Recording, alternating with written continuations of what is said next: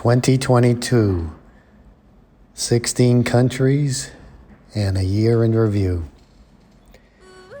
For many travelers, or slow mads like us, 2022 was an interesting year. We were finally able to get back on the road again and managed to spend quality time in 16 countries.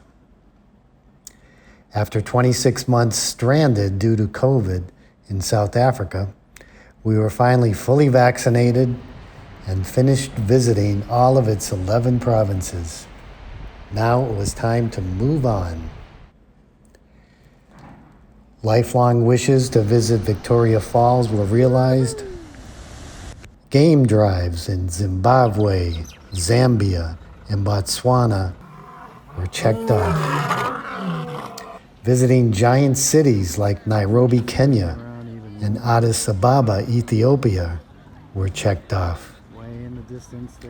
Driving the hot Arabian sands of Qatar and the United Arab Emirates, and spending time in the mega modern cities of Dubai and Abu Dhabi were also checked off. Now it was time for Eastern Europe. 2 months circular driving in Turkey were magnificent, as were another 2 months driving all around Bulgaria. North Macedonia, Serbia, and Croatia were also explored by car for another 2 months. Now it was time to head back to the United States of America. A month during peak foliage season in New England and a month back on the west coast of Southern California finished our 5.5-year full circle, east going west, slow journey around the globe. 5.5 years.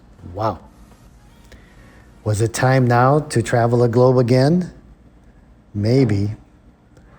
From San Diego, we saw a little of rainy Tokyo before heading to Metro Manila to spend the holidays with Vivian's family. But COVID-19 had different plans for us. We both tested positive on Christmas Eve day and now blow kisses to each other through glass windows, up and down stairs, each in our own isolation in a 22nd floor loft apartment. And so it goes. But this too shall pass. Regardless, we count our endless blessings on every finger and toe. We wish all our friends and family a glorious 2023, despite all the many challenges ahead in this ever-increasing crazy world. God bless us, one and all. #VivShaneAdventures. Om, peace, amen.